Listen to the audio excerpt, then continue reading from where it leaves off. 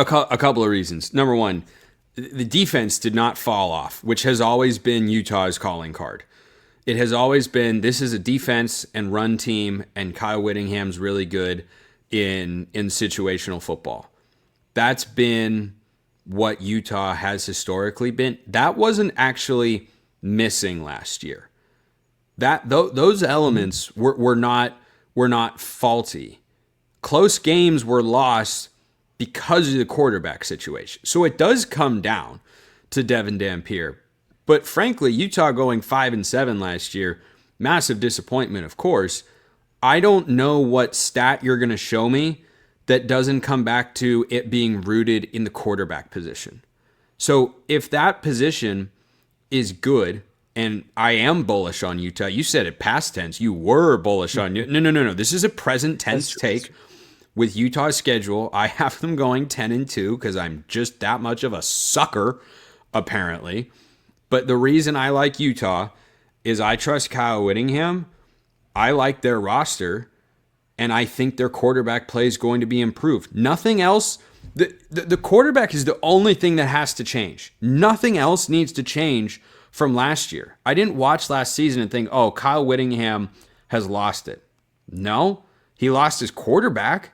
He didn't have that situation where you would like it to be. If it is there this year, though, with the new OC, then guess what? I've got a lot of confidence, as Joel Klatt often says, death, taxes, and Utah football. And I think that is as sound of a reason as any to like a team in the Big 12, because this conference, again, I think you have 7 teams that can win the Big 12 this year. Legitimately, 7, maybe 8, but probably just 7. And that's a pretty awesome league to be a part of. And throw your dice at the craps table, man, and see if it comes up with the right combo to win you some money, or in this case, a Big 12 championship.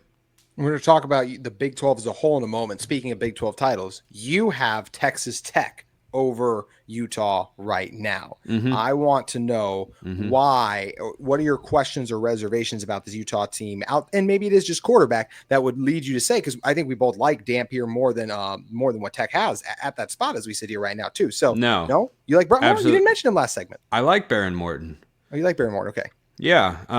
So is that why you have to? That's another guy. That's another guy. That's another guy that you're right, should have been on the list. I'm trying to do that thing off the top of my head and cycle through the however many Power 4 teams there are and figure get them all in my head right now.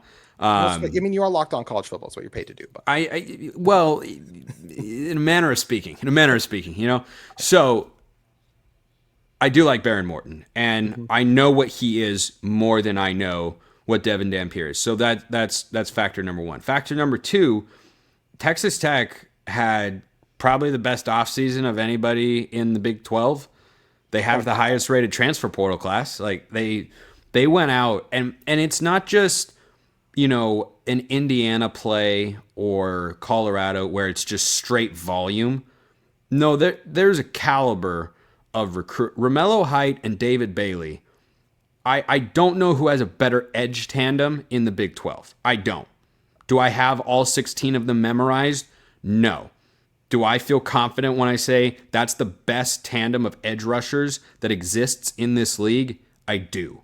And I say that knowing Utah can coach anybody to be a great offensive or defensive lineman at any point in Kyle Whittingham's tenure. And I expect them to be good up front. But those two guys, Bailey is NFL caliber. Romello Height is a proven Power 4 player. Those two guys with Baron Morton and the rest of their transfer portal class, and let's not forget the fact, it's not like they were a bad team. They had an 8-4 regular season. Morton was hurt, didn't play in the bowl game. So that's an 8-4 team that went out and got substantively better with a bunch of key returners, continuity on its coaching staff and a quarterback. Yeah, there's plenty of reason to like my Texas Tech Red Raiders.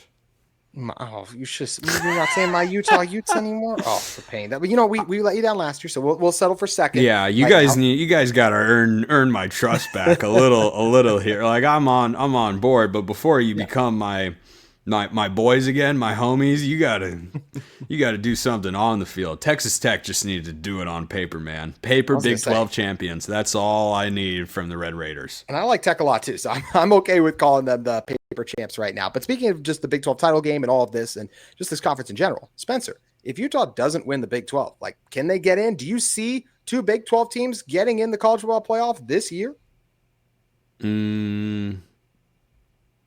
I think 11-1. That depends on the team you're talking about. So let's take one example just off the top of my head. Baylor has a non-conference game with Auburn. Now, I don't think Auburn is that good. Let's say that I am wrong. Like outside the top 10 in the SEC? Yeah, I think Auburn is 6-6. Okay. So, like, fine team. Mm-hmm. Don't lose. I don't trust the coaching staff there. Let's say Baylor wins that game, and Auburn's better than I think, and they go 9-3, which I think is their best case scenario. So if they do that with their schedule, which isn't that hard, but has a couple notable games like Alabama, for instance, Georgia, if they can beat one of those teams and be inside the top 15, Baylor at 10-2, not in the Big 12 championship game, suddenly looks a lot more appealing. I don't think you're going to see a Big 12 team make the college football playoff this year that doesn't have a marquee non-conference win that doesn't just feel good in the moment, but holds up over time. Because last year BYU went 10-2, a road win against a playoff team in SMU, and they didn't get in the playoff. They didn't even have that much buzz. So I need to go through every single team's non-conference slate, but I don't know how many opportunities there are for those sorts of victories. You know, TCU plays North Carolina. Well, I don't think North Carolina is good. Yeah, and so, I feel the same way about Utah and UCLA, right? Like, I don't. Yeah, and like that's a plenty interesting game. Former Pac-12 foes, Nico's first game, and all of that. And I think Kyle Whittingham and Morgan Scalley will put him in a blender for that particular matchup. But does that give Utah enough for 10-2? No, because I don't think UCLA is a bowl team this year. So that's what's missing. You have to be. We've only got 1 year of data, but in all likelihood, you have to be an 11-win team in the Big 12 or the ACC if you're going to get in the playoff. So can they get two in? Yeah, if two teams go 11-1, they should be in. The playoff committee showed you last year they'll put them in. Who's doing that this year in this Big 12? I like Utah. I like Texas Tech. I like Kansas State. Do I see 11-1 out of them? A lot of things would have to go right there. So one of those things has to happen. You need to be 10-2 with a seriously legitimate, like Utah would need to beat UCLA, and then the Bruins go 10-2 and they're ranked in the top 20. Oh gosh, that's asking a lot of Nico. Yes, exactly. But again, like Arizona State won the Big 12 last year. Let's not put anything off the table. So if something like that happens, okay, I can see it. Other than that, other than those two scenarios, no, I think the Big 12 will be a one-bid league.